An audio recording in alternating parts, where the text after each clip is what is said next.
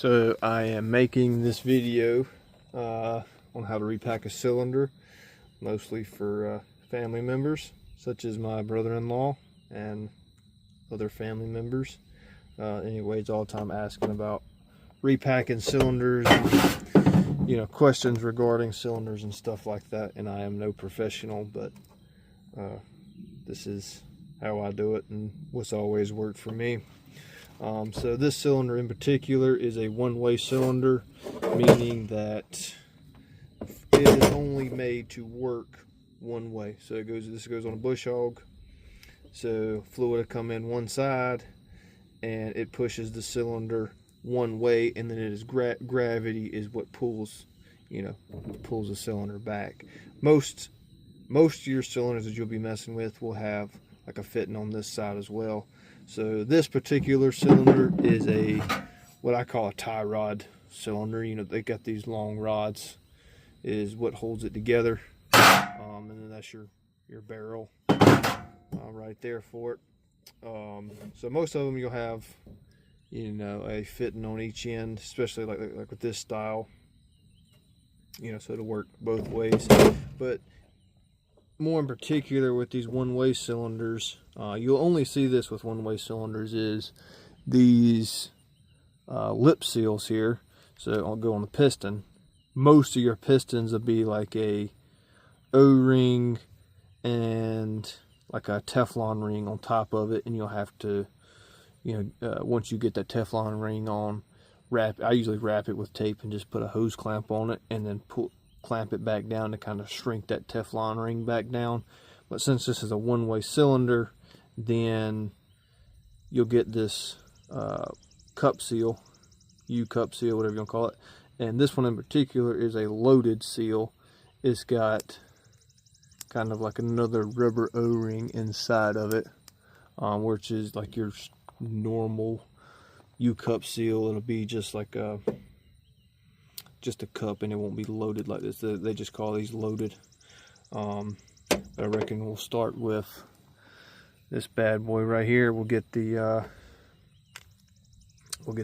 seal on this piston here, and then we'll start putting this thing together. Had to change my camera angle up a little bit, see if I might get a little better view on it. I went ahead and put this seal on this piston here. The reason I start with the piston most of the time is because when you're dealing with the ones that have the Teflon ring on them, if you put this on first and then you can go and get the clamp on it, I like to let them set for a few minutes. So while that's setting, we can move on to another part of the cylinder. But one thing to note, when you're doing one-way cylinders with these seals, there is a right and a wrong way to put these on. So the lipped section or part of the seal goes towards the oil. And what I mean by that is, so this cylinder goes, this is the rod this is the cap that the rod protrudes out of. So this goes like this, and then this one right here with the fitting on it, which is the pressurized side, goes this end. And this piston, there's a right and a wrong way to put the piston on. Piston goes like this. So with the piston like this, we know that the cup side of the seal has to go toward this, so it goes on there like this. So there is a right and a wrong way to put the piston on, and a right and wrong way to put this seal on when messing with one-way cylinders. With this, when it's the Teflon ring, it doesn't matter. There's no right and wrong way to put a Teflon ring on, but there is a right and wrong way to put the piston on. So something to take into consideration. But next thing we need to do is we need to get the seals in this end right here. And the same thing, this doesn't really matter because this side is not pressurized, but again, the lip side of this seal, again, this is a loaded lip seal. The lip side will go to the inside. So, technically, if there was oil in here, this seal would need to go in there with the lip side towards the oil. So let's go on and get this bad boy in there.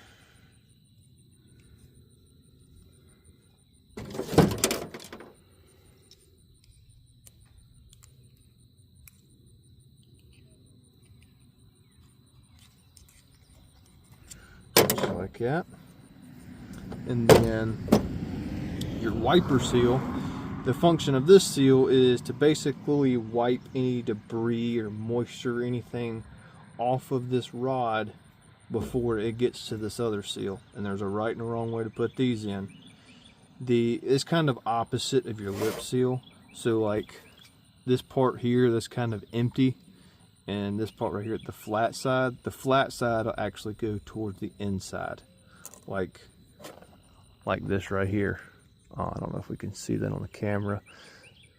See, this flat side right here goes towards the inside of the cylinder, so the lip part is facing out. Let me get this thing knocked in here. Oh, I'll grab a hammer.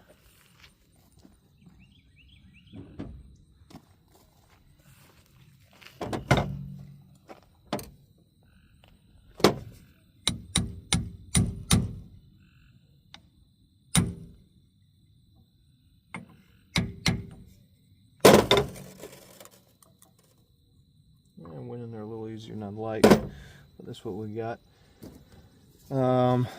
And again, anytime you're messing with rubber like this, O-rings, anything, lubrication is your friend. I like the Seal Glide, get from Napa.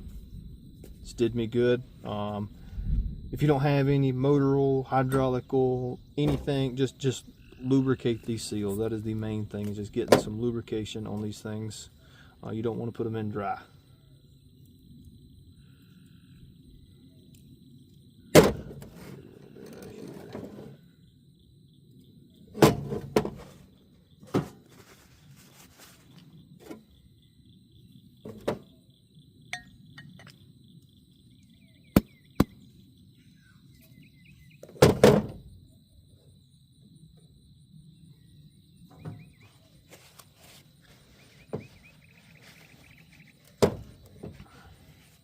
And again, since this is a one-way cylinder, most cylinders will have like an O-ring that'll go in like right here or something, just somewhere on the cylinder to seal this piston to the rod.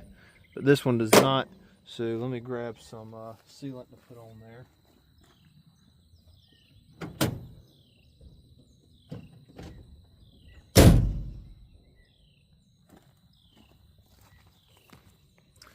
So some stuff that I really like is this anaerobic sealer right here.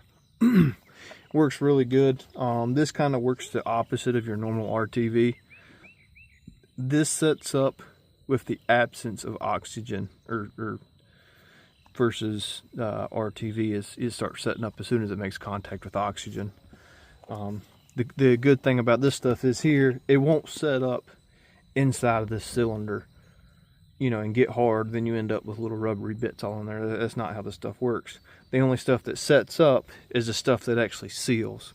So the rest of the stuff remains liquid, and it'll just get caught in the filter. You know, it's not like a hard piece of rubber floating around in your hydraulic system anywhere. But we'll get just a little bit on here, just to help seal, get that piston seal to that rod.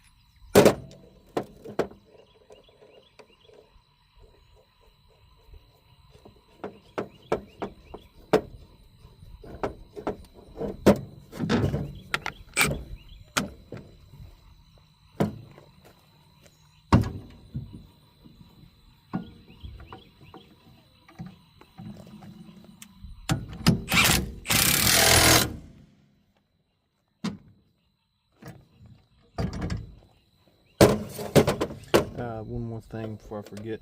So this particular one only has an O-ring, no backup ring. But anytime, most of all your other cylinders will have an O-ring and then a backup ring, which is usually like another rubbery flat washer type looking deal. And whenever you're messing with those, your O-ring always goes towards the oil.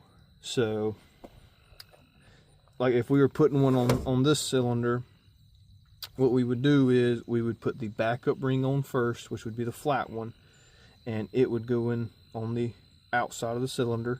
And then when we put our O-ring on, it would be towards the oil inside of the cylinder.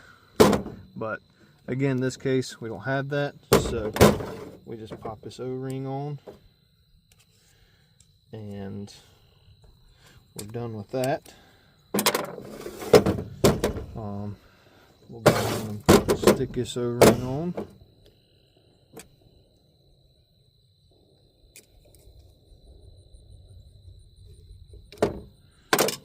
Again, it's always kind of good practice to use picks and stuff for putting O-rings on, just in the aspect of if you try to like roll that thing on, the O-ring will be rolled and you'll cause leaks and stuff. You can do it and then get you a O-ring pick or something and get in back behind of it and work around it and get the roll to work out of it. If you just put it on with a pick, you don't have to worry about that. But let's get these things lubricated up and get this thing back together.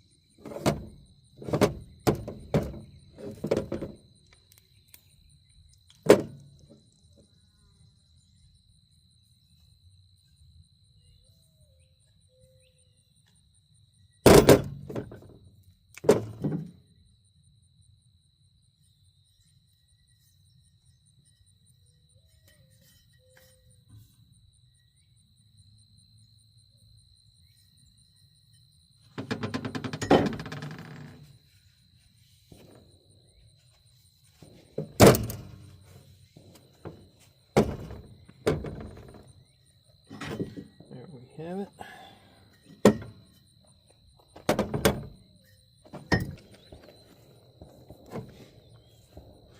One other thing to note as well, when messing with these tie rod cylinders, always note which way these fittings are. So like for this one in particular, it doesn't matter too much, but always like so this one right here with this end cap here, I will face the same way, you know, because like you don't want to, you know, like say if it was two fittings on here, one on this end and one on this end, you don't want to put this one on this way and then your fitting on this side be over here, which is not a big deal. You know, you just pull your rods back out, rotate it to it lines up, and then put your rods back in. But if you just take little screwdriver, scribe, anything, and just put you a mark here, and then same thing on this side, just so you'll know when it goes back together, you know how it goes, and there will be no second guessing it. And when you're tightening these things down, what you don't want to do is tighten this one up all the way and then start tightening the other ones up. You want to try to tighten all four of these equally, so that way this thing doesn't end up all cattywampus.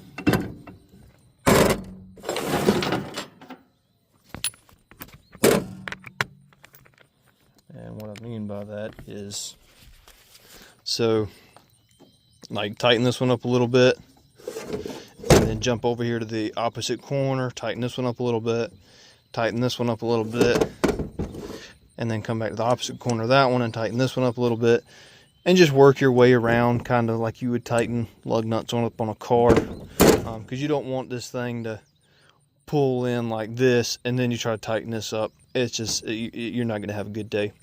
But I'm going to get these things tightened up and get this thing back on the bush hog. One more thing I would like to add that I forgot to mention is with these one-way cylinders, with this one in particular, and most of them will, like this fitting here serves more of a purpose than just blocking that port. There's actually a hole in it right there. And whenever repacking one of these one-way cylinders, you always need to make sure that that little bitty hole is not stopped up, because that little hole allows air to be pushed out or sucked in as the cylinder moves, and it's not airlocked inside here. And you're not, when it pressurizes and it pushes the rod out, you're not squeezing that air in here. This allows the air to escape, and vice versa. It allows it to fully retract, and it allows air to enter the cylinder, and it doesn't get vapor locked or air locked.